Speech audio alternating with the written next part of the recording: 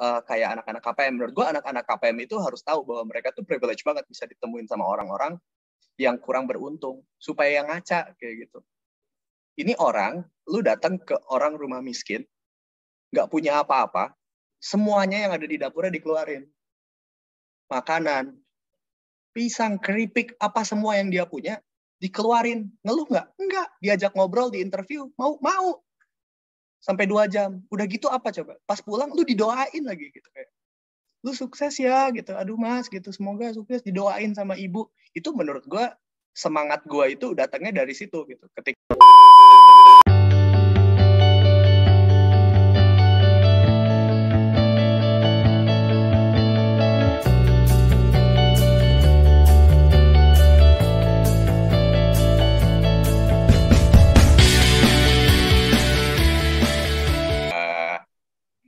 selamat datang kembali di sesi ngopi, ngobrol inspiratif bareng sama Elsa, Widya, Audina, dan saya sendiri Haris.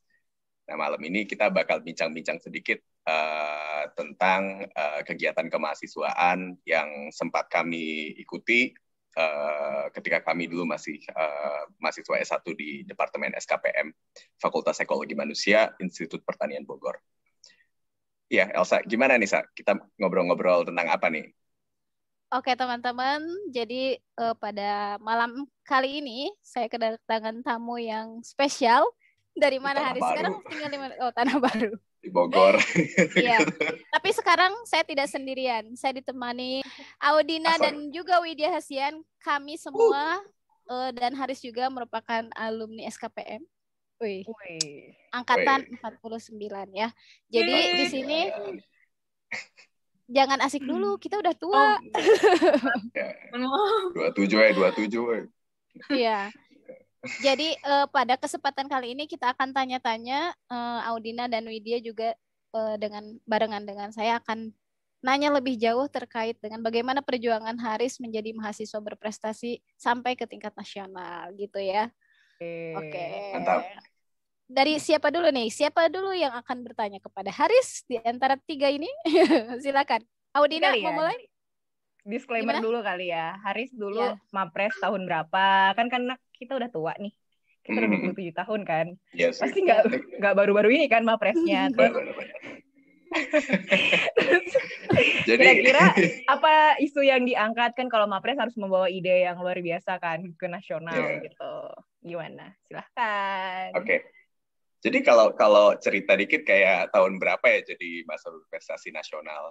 Itu awalnya sih saya mulai itu tahun 2000, mulai ikutan Mapres di tingkat fakultas itu tahun 2015. Jadi tahun 2015 itu kebetulan memang ketika dulu ini kan kegiatannya sering ikut lomba debat bahasa Inggris ya. Jadi ada salah satu UKM di IPB yang teman-teman mungkin udah tahu dan cukup familiar juga, namanya IPB Debating Community gitu. Dan IDC ya singkatan. Jadi IDC ini memang scope kegiatannya memang kegiatan debat parlementer berbahasa Inggris. Nah, kebetulan dulu saya memang lumayan intens gitu untuk ikut lomba-lomba debat dan memang antusias untuk start in dan bahkan sampai sempat diamanahkan jadi ketua UKM-nya waktu itu. Nah, jadi saya mulai itu waktu itu 2015 sebetulnya. Banyak yang mungkin ngira kayak Haris waktu itu langsung Mapres, langsung menang gitu. Tapi enggak juga, kayak sebetulnya saya mulai kayak tahun 2015 dan itu kalah di fakultas kayak gitu. Yang berangkat itu waktu itu dari Gizi Masyarakat, Angkatan 48, yang untuk mewakili fakultas kayak gitu. Jadi pengalamannya itu dipupuk sebetulnya dari 2015. Awalnya masuk 2015 dan di situ kita pelajari dulu nih sistemnya sebetulnya mahasiswa berprestasi yang didefinisikan oleh Kemristek Dikti ini seperti apa sih kriterianya. Nah dari situ kan saya mungkin jadi terekspos duluan nih, wah kira-kira yang dicari itu seperti ini gitu. Sosok, terus kemudian harus punya karakter. Cila, apa sih? Nah, terus harus punya prestasi, punya kemampuan berbahasa asing. Dan kemudian satunya lagi itu mungkin yang dicari saat itu juga kemampuan untuk menulis karya tulis ilmiah.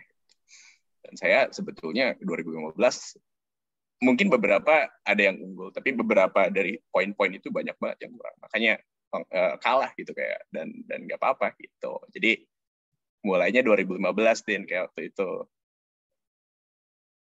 mulai ikut-ikutan, nyoba-nyoba gitu. Itu thank you to Bu Amanah gitu. Oke. Yang sampai lolos ke nasional itu berarti tahun berikutnya? 2016 ya.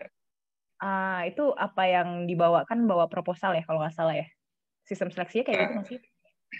Jadi mungkin cerita sedikit nih, sistem mahasiswa berprestasi yang didefinisikan Kemristek Dikti itu seperti apa sih? Jadi mahasiswa berprestasi nasional ini mereka mencari individu-individu mahasiswa mahasiswi dari di seluruh Indonesia, dari Sabang sampai Merauke, itu mereka menyeleksi mahasiswa yang memiliki kriteria sebagai berikut. Yang pertama, kemampuan berbahasa Inggris. Kayak itu menjadi satu poin penting yang pada akhirnya ketika seleksi final di Yogyakarta pun itu memang ada ada penjuriannya seperti itu. Jadi kefasihan berbahasa Inggris, tapi di sini mungkin dalam konteksnya verbal ya, gitu. Jadi speaking skills ya, kayak harus tajam kayak gitu. Karena sebetulnya nggak dicek gitu apakah punya sertifikat TOEFL atau nggak juga gitu. Jadi mahasiswa berprestasi nasional tuh nggak ada seleksi kayak harus memiliki TOEFL minimal sekian, itu nggak ada. Gitu. Terus kemudian yang kedua apa sih yang dicari?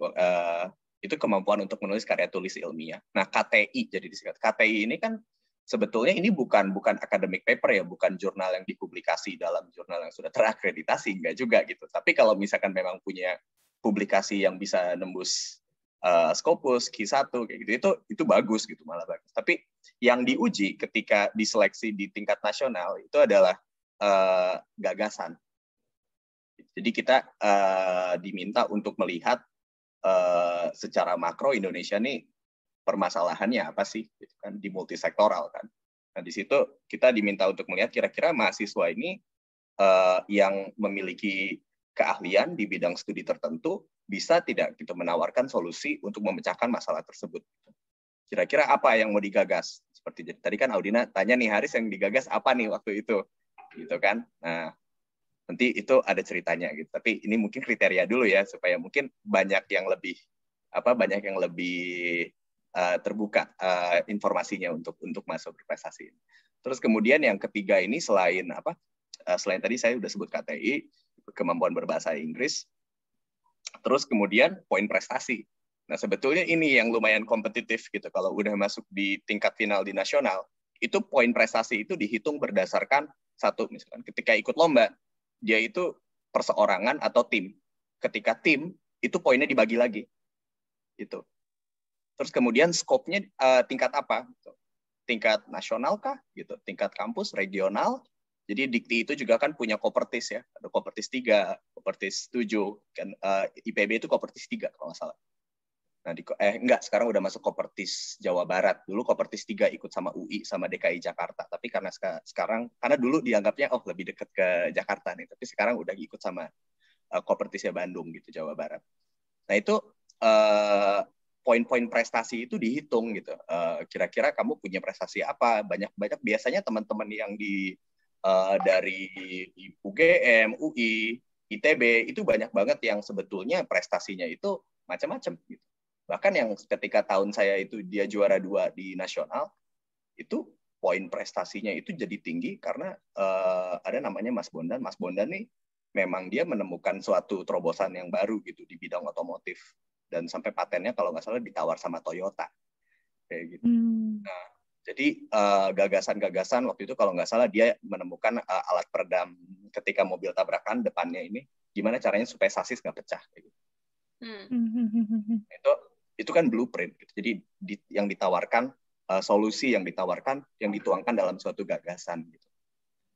Ketika itu dipublish akan lebih bagus lagi ketika ada risetnya gitu. Ketika ada evidence based kayak ada evidence-nya kayak gitu. Terus kemudian ada verifikasi statistiknya kayak gitu. Ada uji statistiknya, itu akan lebih bagus lagi. Tapi sebetulnya tidak sampai situ pun tidak apa-apa gitu. Nah, terus yang terakhir ini psikologi gitu. Jadi ada psikotesnya.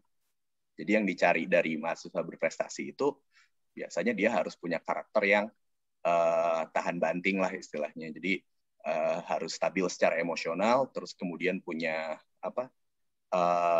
ya IQ, EQ yang gimana kayak dia bisa adaptif ketika menghadapi audiens yang berbeda, ketika menghadapi orang-orang dari tingkatan-tingkatan yang berbeda, itu harus adaptif gitu. Seperti itu biasanya sih seperti itu ya, sama emotional stability-nya harus bagus gitu. Jadi nggak bisa meledak-ledak gitu kayak wah terlalu excited kayak gitu. Itu menjadi mungkin bukan yang dicari seperti itu. Gitu kira-kira, ini panjang lebar banget ya. Aduh, terima kasih telah bergabung di Ngopi. Ngobrol inspiratif. Aduh. Widya ada pertanyaan? Ya, gue mau nanya, Riz. Gimana? Tadi kan lu cerita nih kayak banyak prestasi yang dikalkulasikan gitu. Nah, kalau di bangku kuliahan itu kan anak-anak tuh biasanya kayak terlalu IPK nih patokannya gitu. Nah, kalau untuk jadi mapres itu tuh IPK gimana perannya? Ini lupa ingat ya, tapi kalau nggak salah memang ada kriterianya gitu. Dan IPK itu memang dihitung ketika seleksi di tingkat fakultas malah gitu. Jadi udah ada ambang batas bawahnya, iya gitu. Oh, oke. Jadi itu saringan pertamanya gitu ya? Betul, dan itu IPB pasti sudah punya sistem. Makanya kan IPB sekarang kalau misalnya saya lihat-lihat kayak sistem sekarang ada yang namanya OutSCO kalau nggak salah, Outstanding Student College, di mana mereka mulai ibaratnya memberikan wadah lah untuk mahasiswanya ini, mahasiswa-mahasiswinya yang mau ikut turut serta cari informasi tentang lomba, informasi tentang soft skill yang diperlukan ketika ada training tertentu, itu memang sudah ditargetkan oleh IPB gitu. Kira-kira sih seperti itu gitu. Jadi kalau untuk rekan-rekan mahasiswa yang kira-kira bisa dibilang mungkin dia ngerasa IPK-nya nggak begitu sempurna gitu, masih ada harapan ya buat jadi mapres? Kalau masih di tingkat 1 sih harusnya masih banyak banget harapannya gitu, karena yang dihitung kan IPK kumulatif ya. Bukan IP semester ya gitu. Jadi buat saya sih jadi IPK tuh bukan poin penentu untuk menang pada akhirnya menurut saya. Jadi memang yang dilihat itu ada kriteria-kriteria tertentu yang mengharuskan juri ini ngelihat bahwa dari keseluruhan segi poin yang di collect semuanya harus balance. Nggak bisa misalkan orangnya prestatif tapi secara emotionnya dia unstable kayak gitu. Terus selfish kayak gitu. Ada tendensi untuk kayak dia egois orangnya gitu. Itu juga sebetulnya jadi poin yang yang dipertimbangkan gitu ketika di akhir itu diseleksi. Jadi sebetulnya pengalamannya banyak gitu. Kan itu selama ketika di final itu diobservasi. Jadi kita diobservasi selama nginep di hotel itu selama lagi lomba, ibaratnya lagi diseleksi, itu diobservasi gerak-geriknya, tutur katanya, inisiatifnya. Itu tapi kelihatan gitu kalau misalkan ada orang yang misalkan membuat-buat kayak saya akan membantu bapak ini nih, misalkan bapak ini mau nyolokin kabel laptop, saya bantuin nih pak saya aja pak yang nyolokin. Itu kan ibaratnya dibuat-buat ya gitu. Itu ada yang seperti itu, tapi kan bukan itu gitu ya. Jadi waktu itu kayak saya sih yang sempat saya notice ya, kayak di hotel tiba-tiba ada orang bawa troli isinya anduk petugas hotel. Jadi jatuh, kayak tiba-tiba anduknya banyak yang jatuh pas kita baru keluar ruangan. Ya saya mah refleks gitu, mas nggak apa-apa mas, ini mas gitu, anduknya saya ambilin gitu, ini mas. Yang lain pada jalan, cuma saya sama ada satu peserta lagi. Gitu. Kayak coba berdua ngangkat-ngangkatin gitu, kayak bantuin si masnya dulu kasihan gitu. Tapi yang lain pada, yuk kita kemana yuk, gitu, kita berenang yuk. Gitu. Nggak taunya nih ya, setelah kejadian anduk itu, terus saya lihat ke ujung gitu, kok ada yang bapak-bapak ada yang ngeliatin gitu kayak begini. Ini nih. Gitu. Nah, terus ini berasa ikut ini akademi fantasi gitu kan, tapi yang diasas prestasi sama karakter kayak gitu, bukan suara, kayak gitu sih. Jadi unik gitu. Iya. Gitu. Gue satu pertanyaan lagi boleh nggak? Boleh dong. Kalau lu kan tadi jalurnya jalur debat ya, maksudnya itu yang kalau gue tangkap yang men-trigger lu untuk mengeksplor diri lebih lanjut, bahkan lu ikut seleksi mahasiswa berprestasi. Andai kata ada rekan mahasiswa yang dia itu nggak gabung di dalam kegiatan kemahasiswaan apapun gitu, Riz. Ada nggak sih peluang? Apa jalurnya memang harus melalui kegiatan kemahasiswaan gitu ya, sebagai penunjang? Benar banget sih, Wit. Jadi untuk menunjang sebetulnya harus melalui kegiatan keorganisasian ya, karena salah satu point of assessment-nya ini memang leadership gitu. Dihitung itu. Jadi kalau misalnya kamu pernah jadi ketua organisasi atau pernah jadi wakil ketua, itu dihitung gitu. Jadi ini orang bisa managing other people, gitu. Bisa memanage orang lain seperti itu, dan ada kayak nilai-nilai kepemimpinan gitu ya, memang diukur kira-kira organisasinya selama dia menjabat seperti apa performance-nya kayak gitu. Itu kan jadi points of assessment-nya gitu dari mereka. Seperti itu sih. Gitu. Misal gue nggak join di kegiatan kemahasiswaan, tapi gue punya usaha wirausaha yang melibatkan banyak orang, apakah itu termaksud? Bisa. Itu bisa banget. Contoh misalkan ya, ini menurut saya nih, dulu ada yang namanya Alfie, kalau nggak salah, dia agrososio. Itu tuh bisa banget kayak gitu. Dia punya socio entrepreneurship gitu ya. Dan itu kualitas yang dicari sebetulnya. Seperti itu. Jadi leadership quality dicari juga gitu. Nggak harus kegiatan kemahasiswaan, nggak juga.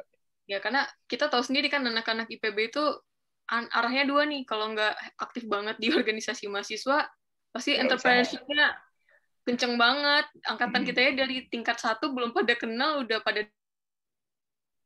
dagang ya. Wah, ini dagang donat kan di kelas sebagai contoh gitu. Jadi kalau gue pernah danus jual risol. Iya.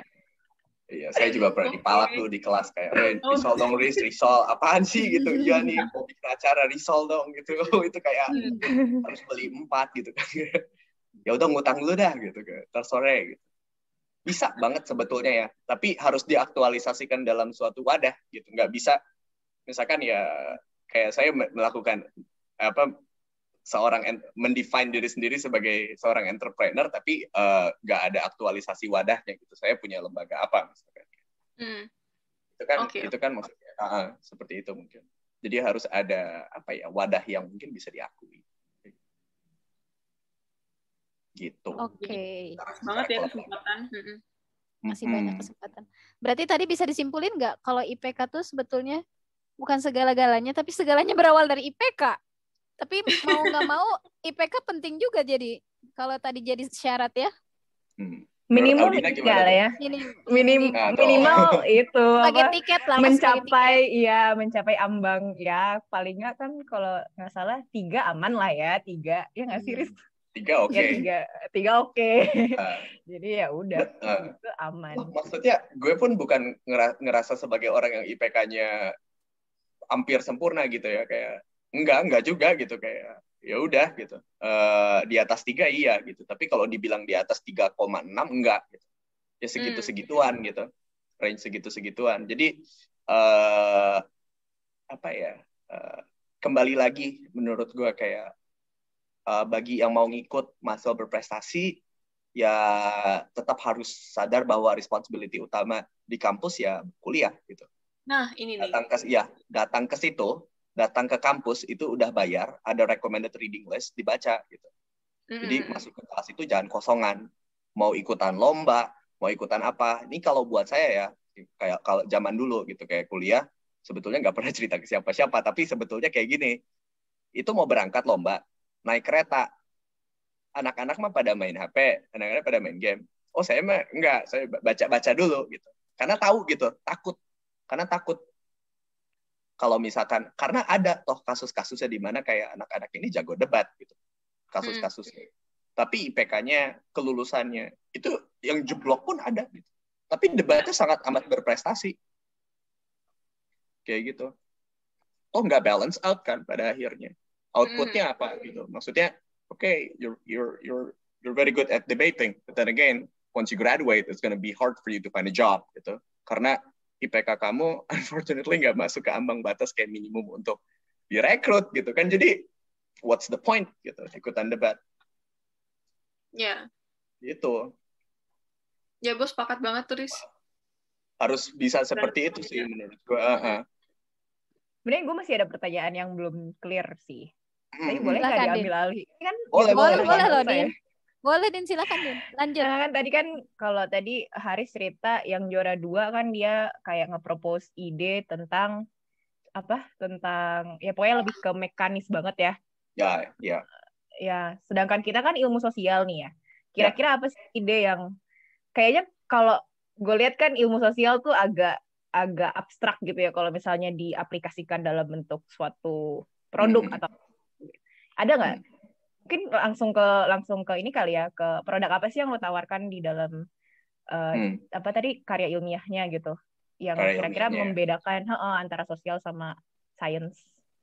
Iya. Jadi waktu 2016 lalu itu, jadi karya tulis ilmiahnya beberapa kali ganti judul gitu, karena kan anak debat nggak biasa nulis kan. Terus udah gitu, alhamdulillah waktu itu dibimbing sama Pak Bambang Rianto dari FPIK. Beliau memang juri karya tulis ilmiah di IPB ya, cukup terkenal.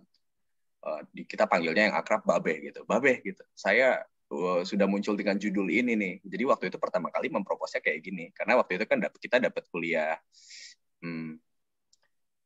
politik sumber daya alam. PSDA. PSDA. Waktu itu ada bahasan, saya masih kayak ada satu chapter di mana mereka bahas bahwa pengakuan masyarakat adat secara kelembagaan ini tumpang tindih. Kayak gimana kayak sistem dari UN itu belum bisa meng-cater kayak keberagaman masyarakat adat, tapi satu sisi lain dari di level domestiknya pun banyak banget masyarakat adat yang tidak bisa mengaktualisasikan dirinya karena ada oknum-oknum gitu, bahwa mereka mengaku bahwa mereka masyarakat adat, dan again they just want to reap the benefit out of it kayak gitu, karena mungkin masyarakat adat dapat hak tanah, terus kemudian dapat pengakuan secara kelembagaan untuk mencari dana, seperti itu kan jadi dipolitisasi. Nah, sebetulnya karya tulis ilmiah saya yang di awal-awal itu mempropos buat bikin sistem database nasional gitu untuk kelembagaan adat gitu. Tapi waktu itu memang itu sangat rumit sekali gitu, kayak itu nggak bisa dituangkan dalam suatu karya tulis ilmiah yang cuma 15 lembar. Pada akhirnya setelah studi literatur ngobrol sama Babeh, bagaimana ini? Kata Babeh gini kayak, lu mau ngapain sih, aduh gitu. Gitu. Tapi bener kayak abstrak kan gitu, abstrak tapi diperlukan gitu. Karena toh maksudnya korban yang tergerus dari penggusuran itu kan selama ini ya mereka tuh orang Timba dan kawan-kawan seperti itu kan, sampai dengan hari ini gitu. Ya udah, akhirnya karena gue pun merasa oke, gitu, ini lumayan. Tapi kita gimana cari ide untuk mengaktualisasikan ilmu sosial yang sifatnya kayak konsep teoritisnya lumayan ini ya, lebar kadang-kadang. Gimana sih bisa jadi aplikatif? Contoh deh misalkan kayak dulu waktu saya masih kuliah ada ini ya, drone desa nih.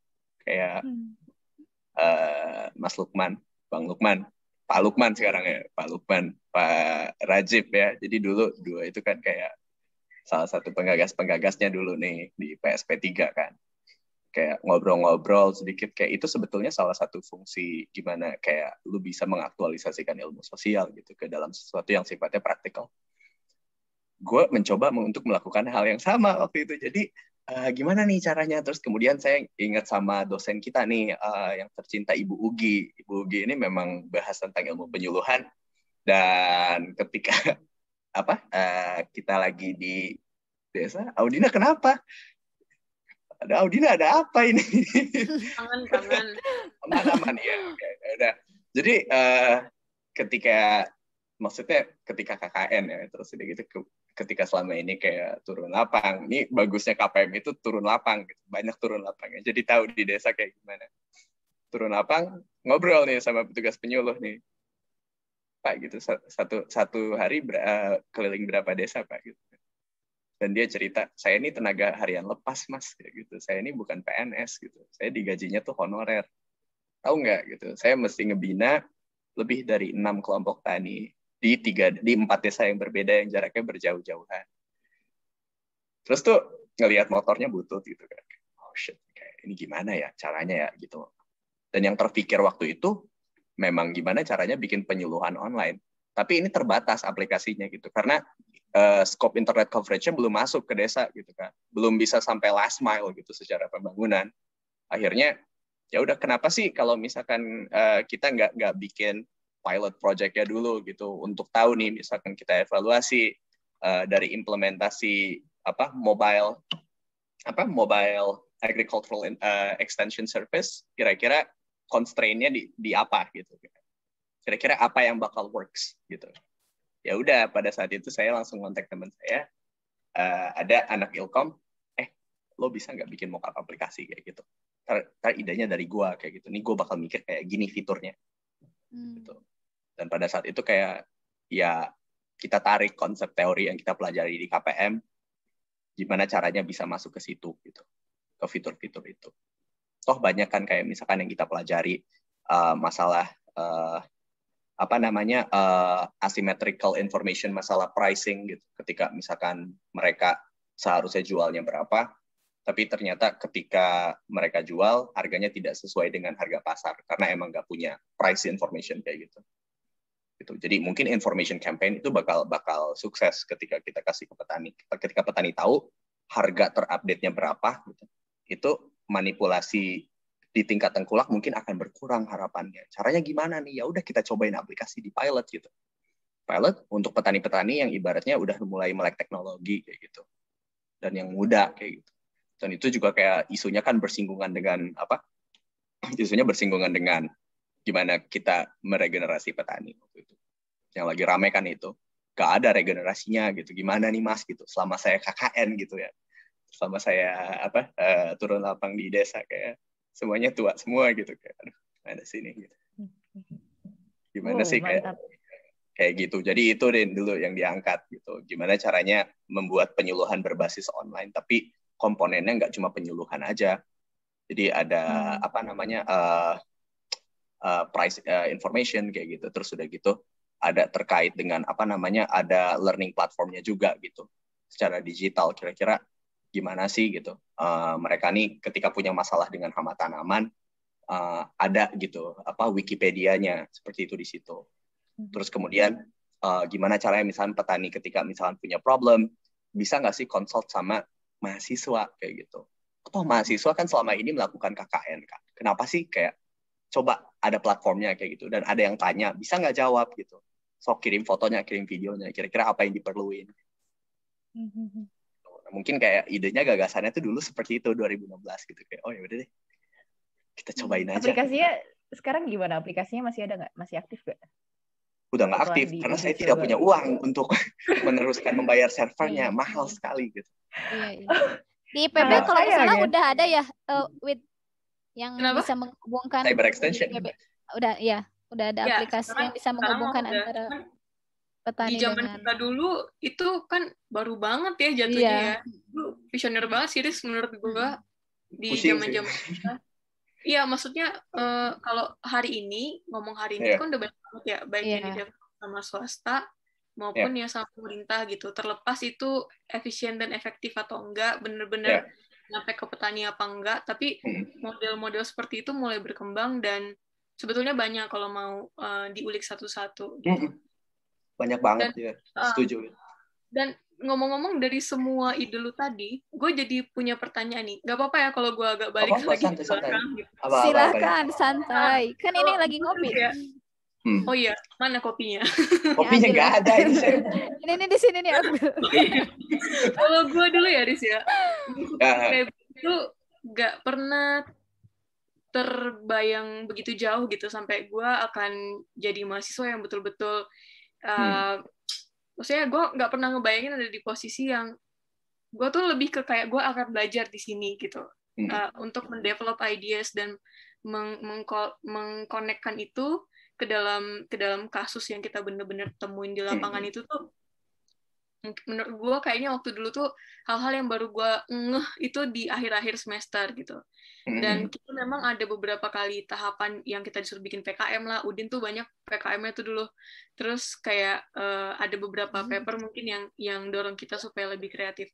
Nah, kalau lu pribadi, Riz, apakah lu dari awal tuh emang udah tahu nih, oh gue akan jadi gue pengen jadi mahasiswa berprestasi, terus tuh beneran ambis dari awal atau gimana nih? Atau ada nggak titik balik yang lu alami gitu sampai lu oke, gue akan meninggalkan dunia kegabutan dan gue akan jadi malu.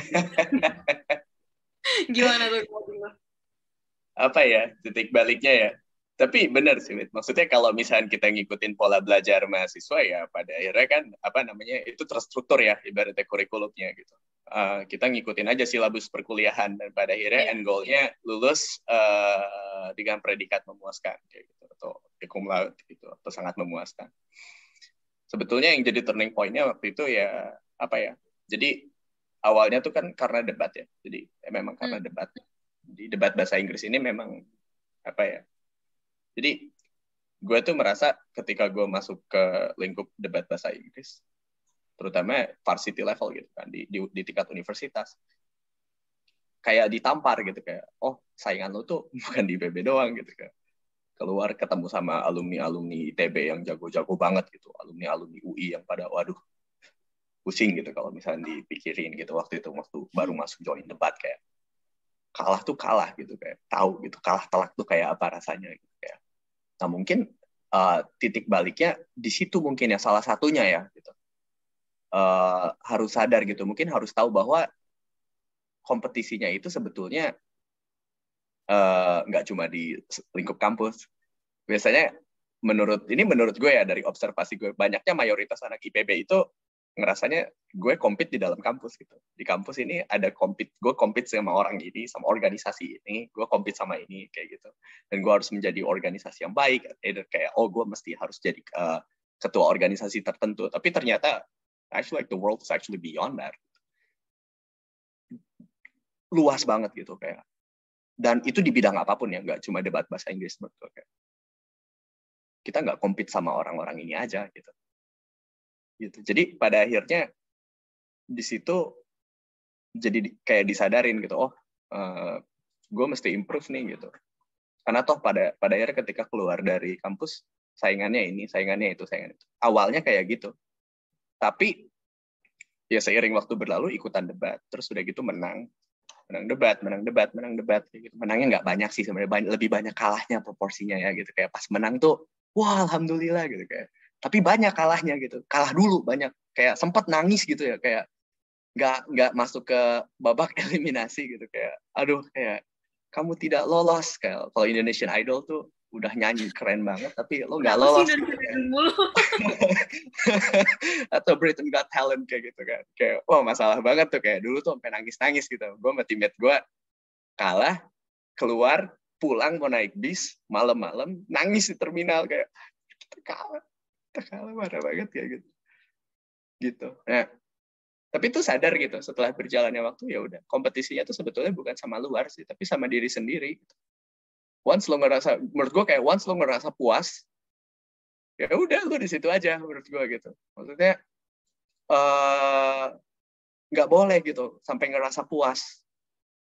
Tapi kan kadang-kadang nggak banyak yang mau take up the challenge karena mungkin time consuming gitu, terus udah gitu capek banget nih, ngapain sih gue capek-capek kayak gini, dan mungkin godaan anak kampus biasa lah, pengen main kan, kayak gue harus tetap main nih gitu. Ya nggak apa-apa, tetap main gitu. Cuma buat gue pribadi, gue ngerasa pada saat itu ya udah ini kompetisi sama diri gue sendiri. Ketika gue ngerasa puas cuma gini doang gitu, ya gue nggak akan kemana-mana kayak gitu. Jadi ya udahlah, dan ditambah lagi banyak banget turun lapang gitu. Itu tuh menurut gue momen yang paling sedih itu momen turun lapang. Sorry to say gitu, kayak banyak banget yang nggak ngalamin kayak anak-anak KPM. Menurut gue anak-anak KPM itu harus tahu bahwa mereka tuh privilege banget bisa ditemuin sama orang-orang yang kurang beruntung supaya yang ngaca kayak gitu. Ini orang, lu datang ke orang rumah miskin, nggak punya apa-apa, semuanya yang ada di dapurnya dikeluarin. Makanan, pisang, keripik, apa semua yang dia punya dikeluarin. Ngeluh nggak? Enggak. Diajak ngobrol di interview, mau. Sampai 2 jam. Udah gitu apa coba? Pas pulang lu didoain lagi gitu kayak. Lu sukses ya gitu. Aduh Mas gitu, semoga sukses, didoain sama ibu. Itu menurut gue semangat gue itu datangnya dari situ gitu. Ketika misalnya gue capek, ketika misalnya gue kayak loh itu aja nggak ngeluh kok, tuh bapak-bapak ngegotong karung 3 karung gitu. Turun nggak pakai sendal kayak gitu. kok lu masih mau ngeluh sih kayak gini doang. Itu menurut gue gue percaya bahwa apa yang gue lakukan itu meskipun gue ngerasa itu tidak berdampak langsung mungkin sekarang gitu ya, tapi dengan pekerjaan gue sekarang gitu, dengan apa yang hal-hal yang what I deeply care about, menurut gue secara nggak langsung dalam siklus hidup gue yang mungkin umur angka harapan hidup kita paling cuma berapa sih, 70, 60, itu we won't be able to change a lot of things. Like I'm 100% certain of that kayak gitu, nggak bisa banyak yang dirubah, tapi seenggaknya ada yang bisa di-pass on ke orang lain. Ini loh, kalau lu mau lihat, lihat yang gue nggak berhasil capai dalam rentang waktu umur usia gue, ketika gue meninggal, lu terusin ya gitu. Lu pernah dengar cerita gue kan gitu. Lu terusin kayak gitu. Jadi harapan gue itu sebetulnya yang membuat gue kadang, aduh gitu, capek-capek, kayak S2, terus kerja kayak gini, apa sih mau ngapain sih gitu. Tapi gue percaya kok gitu pada akhirnya ada gitu. Mungkin nanti ada, entah adik gue sendiri, entah mungkin kalau Widya mungkin mahasiswa-mahasiswinya seperti itu. Audina orang-orang yang di-cater sama NGO-nya gitu. Mungkin ada gitu harapan-harapan untuk ke situ gitu. Orang lain itu bisa ambil semangatnya. Jadi kalau gue ditanya turning point-nya apaan, pokoknya intinya gini, kalau gue besok tiba-tiba koma mau meninggal, pas gue mau di ventilator atau gue mau kayak gimana, atau lagi mau di deathbed gue, terus gue mikir gue ngapain sih minggu lalu, gue ngapain sih bulan lalu, gue nggak mau nyesel kayak gitu aja. Gue nggak mau look back, gue banyak ngeluh kayak gitu. Karena orang yang ngangkat karung 3 biji itu nggak pernah ngeluh ketika misalkan untungnya tuh cuma seperak 2 perak. Kayak gitu sih menurut gue ya gitu. Wow. Sampai speechless ini semuanya pada saking luar biasanya Haris, keren. Ya gitu sih. Kita nggak pernah mengenal sosok Haris yang kayak gini ya pas lagi di fakultas departemen. Kayak dia terlihat cheerful, iya. Dia kayak selalu bisa menutupi kesedihannya gitu ya dengan tetap berbahagia gitu. Gila lo, Riz. Iya. Sekarang kemana aja kita? Kemana? Kayak gini. Gue nggak ini sih, soalnya Din kayak dulu pas zaman kuliah kan, maksudnya ada aja gitu ya omongan kayak ini so bahasa Inggris lo kayak gitu, ada aja lo banyak ini lo main lo kayak gini. Itu menurut gue kayak gue telan aja gitu, maksudnya ya udah nggak apa-apa gitu. Makanya gue nggak banyak Haris rajin dari SMA nggak? Maksudnya dari SD SMP gitu, atau memang ketika kuliah gitu? Lu tahu gue. Aku kepo juga gitu, apakah mulai ya tadi kata Widya titik baliknya tuh ketika kuliah, atau memang ketika SD sudah berpikir sampai sejauh itu gitu? Enggak sih, gue SMP tuh gue ranking pertama terus gitu dari dulu. Pertama tapi dari bawah. Kalau nggak pertama kedua. Jadi kebetulan gue tuh serius. Jadi gue masuk di SMP gitu.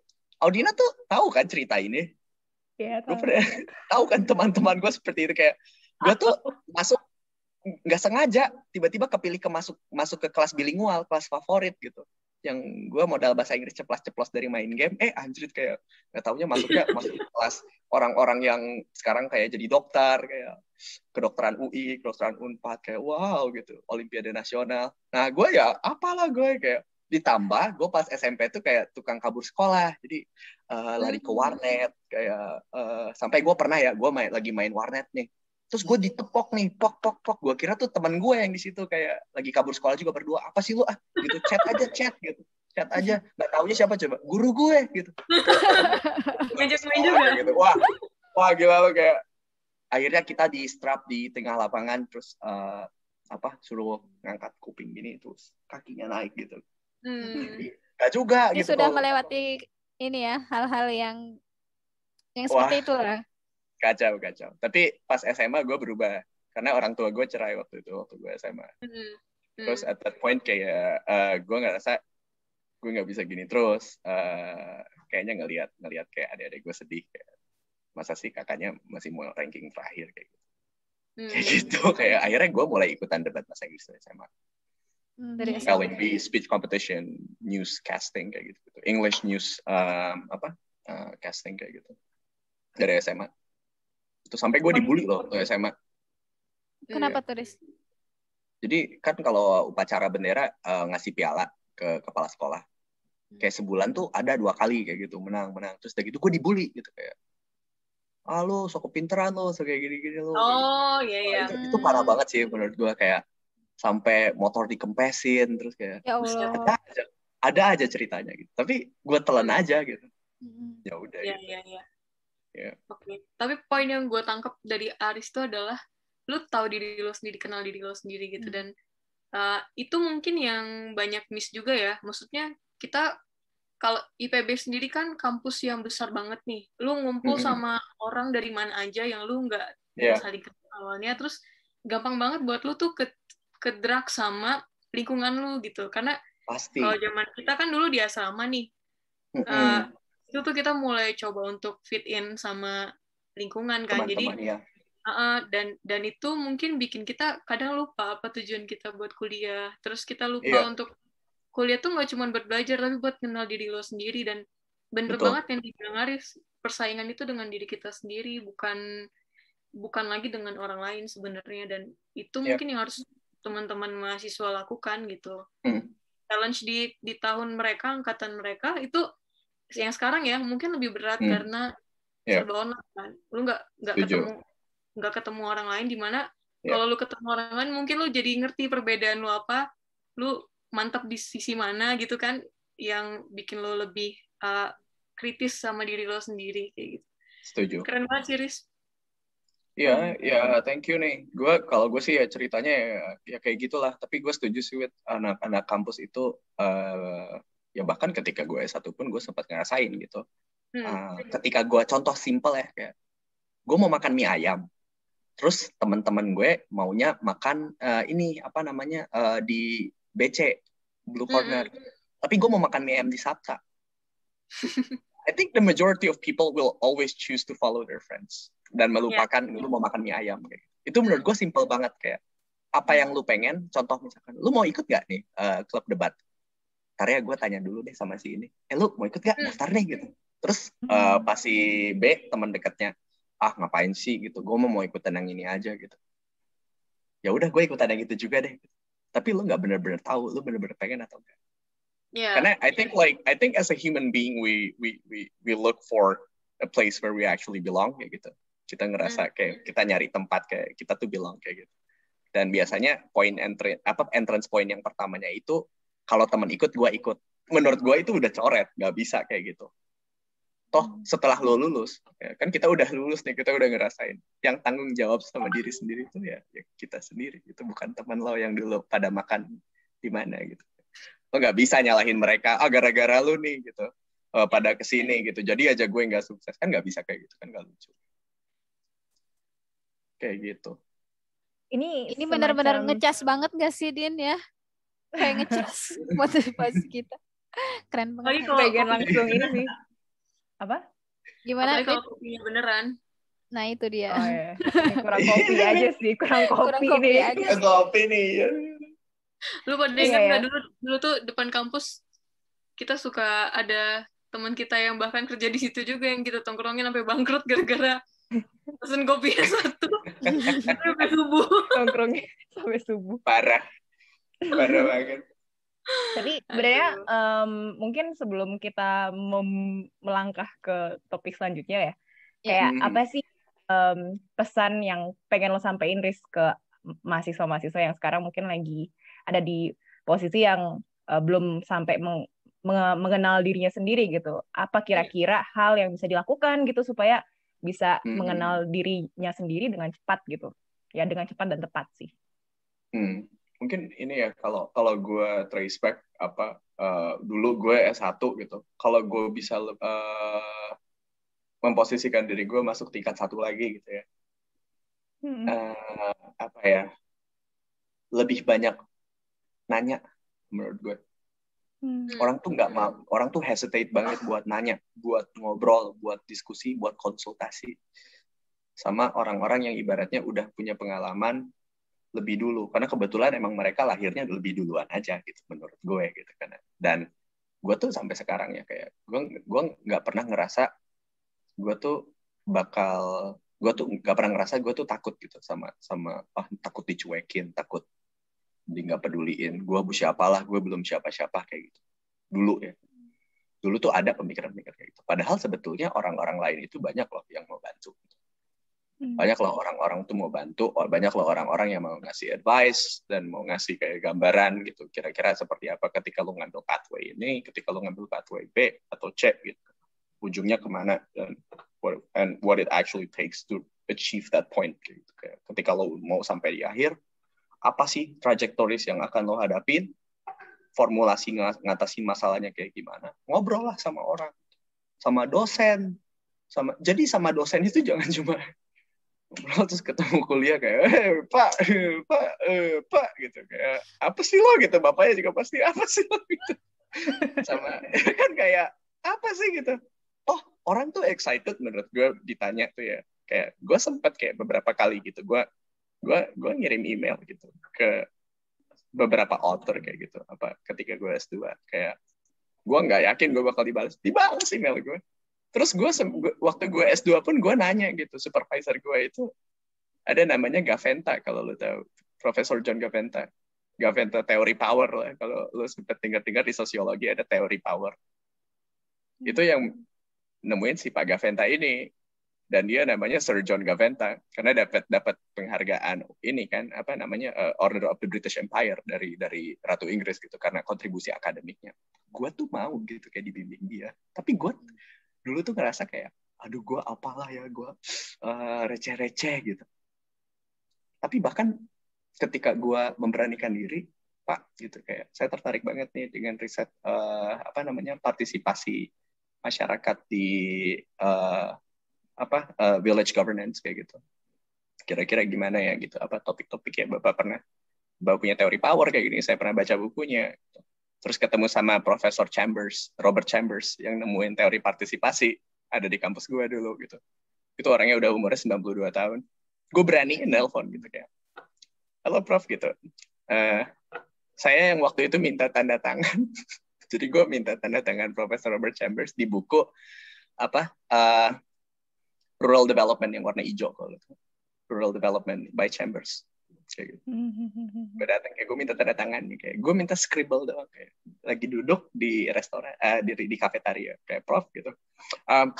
Your work has inspired many of my lecturer back in Indonesia, and me myself, I use your book, and I brought this copy, the very first copy that I have when I was still a student and undergraduate. Can I have your signature? I know it sounds petty kayak gitu. Terus dia cuma jawab gini, what's your name? Kayak gitu. My name is Harris. Terus dia cuma jawab gini, I found the theory of participation for something, and terus gue kan nanya jadi sebelum itu kayak, boleh nggak saya join ikut makan siang sama Prof kayak gitu. Terus itu kayak, kayak saya menemukan teori partisipasi karena suatu alasan. Masa saya mau ngedinai partisipasi kamu di meja makan saya, sini duduk gitu. Itu humble itu. Yeah. Ditandatanganin, terus dia bilang gini, tanda tangan saya sih nggak akan ada apa-apanya, cuma gini-gininya doang, tapi ilmunya yang kamu amalin gitu. Karena saya udah 96 tahun kayak gitu. Terus ngobrol akhirnya, dan kayak John Gaventa pun jadi supervisor gue pada akhirnya. Itu menurut gue kayak what? Dan ketika gue tanya kayak profesor mau nggak jadi pembimbing disertasi saya, kan disebutnya disertasi bukan tesis ya kalau di UK. Terus kayak dia bilang, ya gitu, saya sangat tertarik dengan proposal kamu gitu. Ya udah, nanti saya yang bimbing gitu. Terus gue langsung excited banget kan, Prof, makasih banget udah mau ngebimbing saya. Saya sangat, I'm beyond honored. I'm very grateful, and I think it's a once in a lifetime opportunity to be able to learn from you. Dia jawabnya apa coba? Gini, Harris, it's my honor to learn from you because it's been ages since the last time I came to Indonesia. It was 2008. And I didn't know the context about village development and rural governance today. So I think it's me who will also be learning much from you. So it's also me who happens to be beyond grateful and honored to be your supervisor. So we can learn from each other. And that point of view, menurut gue harus dipahami sama anak-anak mahasiswa sekarang. Tuh nggak usah malu. Orang tuh mau nemuin kayak bantu ngasih gambaran, asalkan approach-nya benar kayak gitu. Asalkan approach-nya bukan kayak I'm number one fans, hey can I have it. Kalau kayak gitu nggak ada substansinya kayak gitu. Meskipun saya waktu minta tanda tangan nggak ada substansinya sih, malu-malu sih, gitu. Cuma dia ngedeny waktu itu kayak Chambers, aku minta dibimbing sama beliau, jadi emang udah nggak nerima bimbingan lagi. Kayak, saya udah 96 tahun mas, kayak gitu. Saya Oke. Ini another point lagi nih, percaya diri is the key. Apa tuh? Apa? Percaya diri tuh kuncinya gitu. Anaknya suka nge-summary gitu ya si Widya nih. Iya. Kan bagian Widya spesialis untuk kesimpulan. Silakan Widya. Gimana sih? Jangan gabut ini channel lu soalnya. Ini nggak bisa disimpulkan karena terlalu banyak insight-insight yang alah. Bener nih, gitu. Obrolan malam ini benar-benar berkesan dan alhamdulillah sangat menginspirasi. Maksudnya jadi hati kita tuh jadi tergerak lagi gitu kan, termotivasi lagi gitu. Mudah-mudahan sih sama teman-teman yang lain juga kayak gitu. Gue bakal ngenerusin itu ke mahasiswa gue. 2 poin tadi tuh penting banget menurut gue. Yang lu harus kenal diri lo sendiri, terus lu harus pede, itu modal sih menurut gue. Itu modal banget. Ya menurut gue juga sama sih. Nanti lo bakal ini nggak kayak ngutip kata-katanya Haris gitu nggak ya? Tergantung ya rekening gue, ntar gue kirim Riz kalau lu mau. Jamaluddin 2021 ya. Ini kan tadi kan kayak udah ngobrol-ngobrol tentang tesis ya. Kayaknya seru nih langsung jump in ke perjalanan tesis lo ya, Riz. Ini boleh nggak sih diambil alih sama gue? Tapi ini mana sih beneran? Santai aja. Kan ada 3. Din, ini kita akan tutup sesi untuk untuk apa namanya? Pembahasan mengenai mahasiswa berprestasi, tapi tetap nanti kita akan lanjutkan di sesi yang lain, di sesi setelah ini ya, mengenai bagaimana perjuangan Haris bisa mendapatkan beasiswa dan kuliah di Inggris. Benar kan di Inggris ya, Haris ya? Iya benar, alhamdulillah. Iya. Jadi mari kita lanjutkan perbincangan mengenai perjuangan Haris bagaimana mendapatkan beasiswa LPDP dan bisa kuliah di Inggris.